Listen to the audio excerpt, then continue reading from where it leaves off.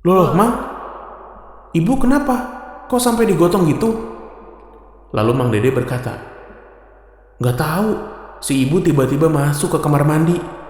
Habis dari kamar mandi, ketawa-ketawa sendiri, sambil cengar-cengir, ngelewatin Mang Dede sama anak-anak yang lagi bakar-bakar."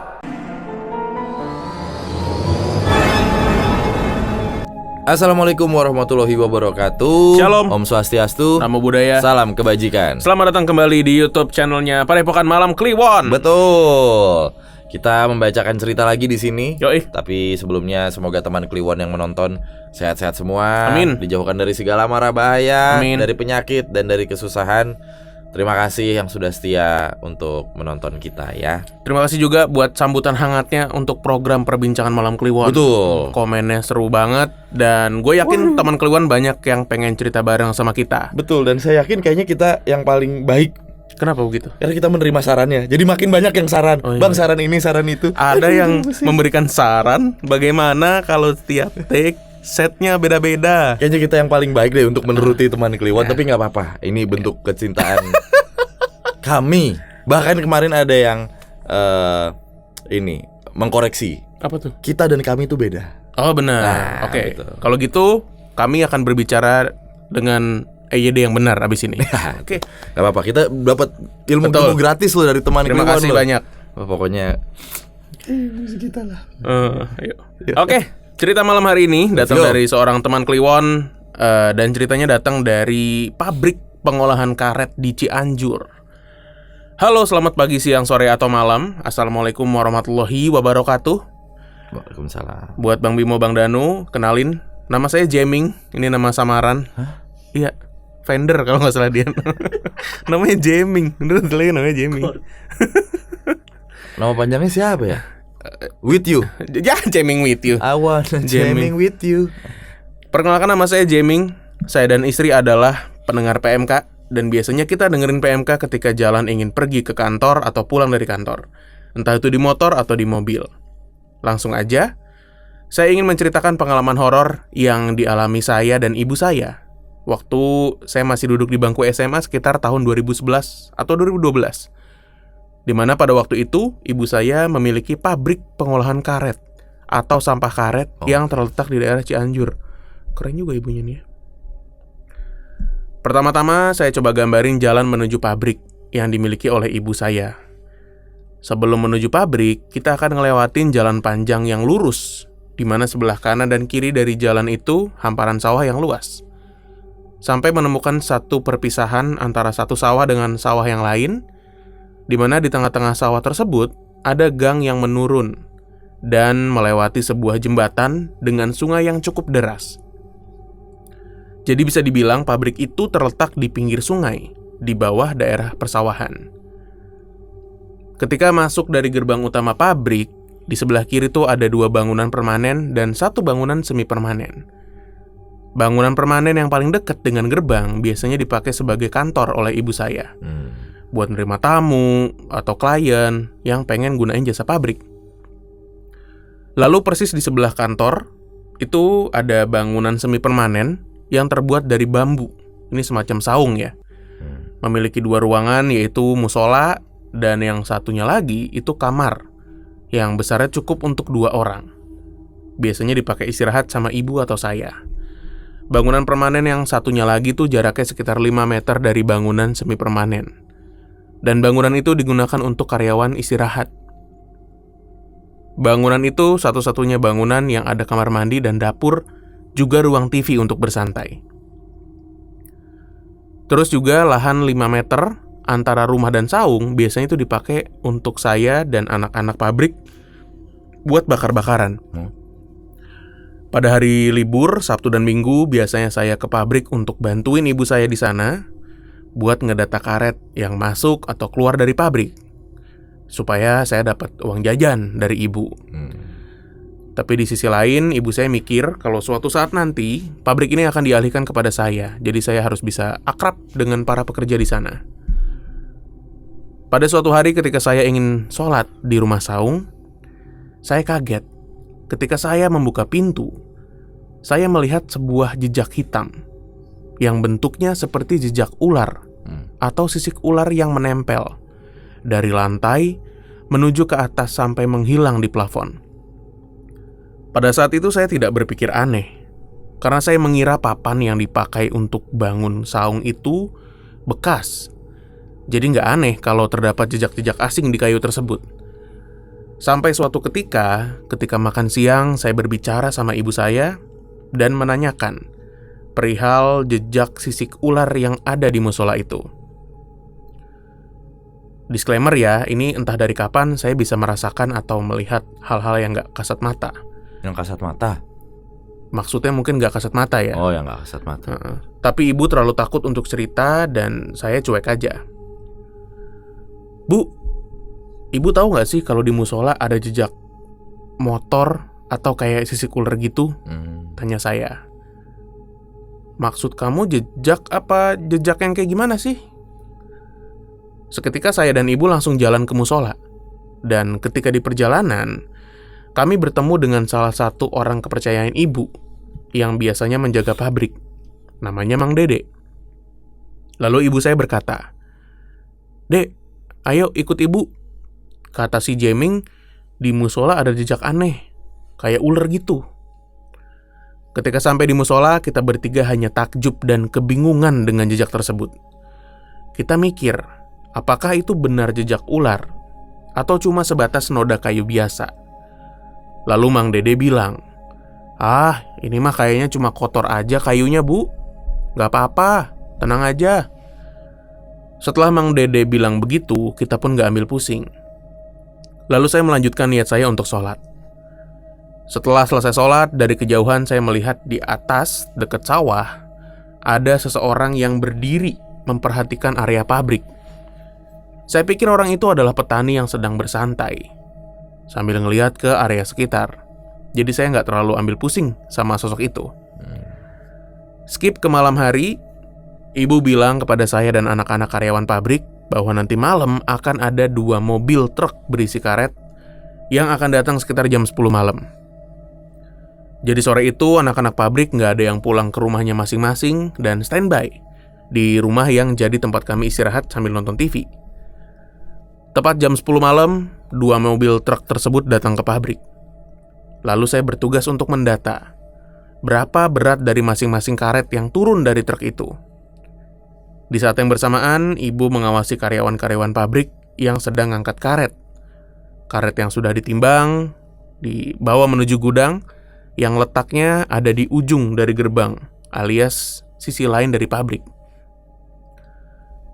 Sebagaimana kita tahu, karet itu kan diambil dari hutan.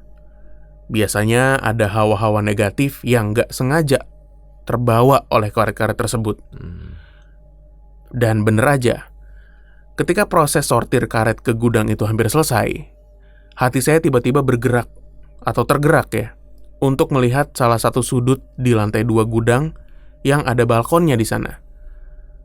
Alangkah kagetnya saya, di sana saya melihat sebuah sosok bayangan besar, seperti sedang memperhatikan orang-orang pabrik memindahkan karet. Terlebih lagi, saya merasa sosok bayangan itu seperti sedang memperhatikan ibu. Lalu gak lama setelah itu, ibu tiba-tiba seperti merasa pusing dan ingin istirahat sebentar. Ketika ibu melewati saya, ibu bilang, "Yan," nama aslinya nih ya. Aslinya lupa lo Jeming lo. Lo Jeming lo. Yan siapa nih? Ian apa Yanto? Yan Sommer kalau nggak salah. Yan siapa nih?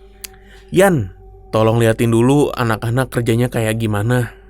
Kan bentar lagi selesai tuh. Kepala ibu pusing." Lalu saya lihat belakang kepala ibu. Di situ saya melihat ada sebuah gumpalan hitam yang menempel persis di belakang kepala ibu. Lalu saya bilang sama ibu, "Bu, minta tolong Mang Dede deh. Ibu kayaknya kepalanya dipentung." Dipentung? Dan ibu berkata, "Ah, masa sih? Jangan nakut-nakutin." Tapi emang sih kepala belakang ibu rasanya sakit banget. Lalu setelah itu ibu berjalan menjauh menuju rumah yang dipakai karyawan untuk istirahat. Seperti yang dimandatkan ibu, saya masih di gudang untuk memperhatikan anak-anak karyawan pabrik kerja sampai selesai. Setelah selesai, 1 jam kemudian, saya mulai penasaran apa yang sedang ibu lakukan di tempat istirahat.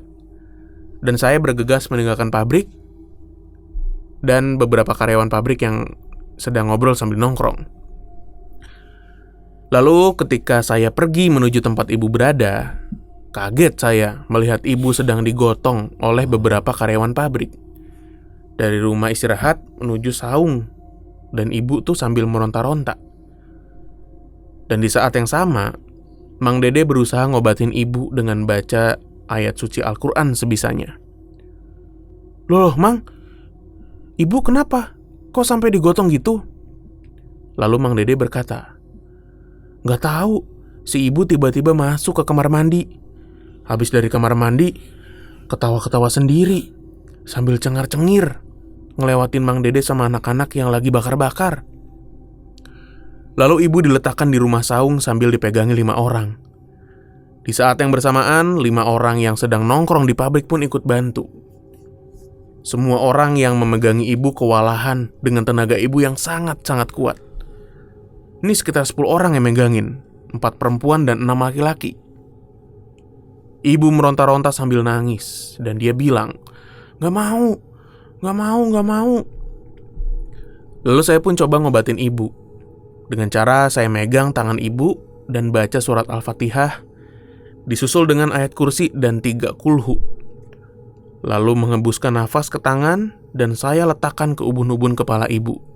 Ini seperti pengobatan ruqyah ya. Saat itu ibu meronta seperti kesakitan. Mang Dede yang gak tega akhirnya bilang, "Tunggu ya, Mang Dede mau minta tolong sama Ustadz di atas." Maksudnya nih Ustadz di dekat rumahnya yang tinggal di daerah atas. Selang setengah jam, Mang Dede bawa Ustadz kenalannya itu dan langsung nolong ibu. Ustadz tersebut juga membawa istrinya, yang katanya istrinya itu jago memijat dan bisa ngeluarin hawa negatif lewat pijatannya. Sekitar 1,5 jam, ibu dipijat oleh ibu tersebut sambil dibacakan doa oleh Ustadz. Akhirnya ibu mulai tenang. Ketika ibu mulai tenang, ibu cerita bahwa setelah ibu mengalami pusing-pusing di gudang, tiba-tiba dalam hatinya ibu ingin mandi dan bergegas mengambil alat mandi di rumah saung. Sambil bertanya-tanya dalam hati, "Ini saya mau ngapain sih?" Ibu jalan ke kamar mandi rumah karyawan dengan sendirinya. Lalu ibu tanpa buka pakaian langsung mengguyur badannya dengan air dingin. Gak cuma mandi, tapi juga ditambah berkeramas. Ibu bilang bahwa ibu melakukan itu dengan hati yang sadar, tapi gak bisa ngendaliin badannya. Setelah selesai dari kamar mandi, ibu ingat kalau salah satu karyawan pabrik menegurnya. "Malam-malam gini mandi, Bu? Gak dingin gitu?" Tapi ibu diem aja. Sebenarnya ibu ingin menjawab, tapi bibirnya gak bisa berucap. Lalu ketika ibu berjalan keluar dari rumah menuju saung, tiba-tiba ibu udah gak ingat apa-apa lagi. Di sisi lain, POV dari istri dan anaknya karyawan pabrik yang lagi bakar-bakar. Mereka ngelihat ibu berjalan sambil ketawa cekikikan, dan tiba-tiba duduk, terus berkata ingin makan ikan bakar. Salah satu istri karyawan pabrik ngelihat ada yang aneh sama tingkahnya ibu. Sampai akhirnya ia menepuk pundak ibu. Ketika ibu ditepuk, ibu meronta dan berkata kasar dalam bahasa Sunda. "Gus, marane cicing we, gandeng peting-peting teh." Hihihihi. Intinya gitu. Artinya tuh, udah, kalian pada diem, malam-malam pada berisik aja. Hihihihi. Gitulah. Mendengar hal itu, istrinya Mang Dede langsung manggil Mang Dede, terus anak buahnya memegang ibu yang mulai pengen jalan ke sana kemari. Mang Dede khawatir ibu akan jalan ke arah sungai. Akhirnya dimasukkan ke kamar tuh ibu. Setelah kejadian yang nimpa ibu itu, sekitar jam 2 pagi, keadaan di pabrik jadi makin mencekam. Karet-karet yang udah selesai ditimbang dimasukkan ke dalam gudang.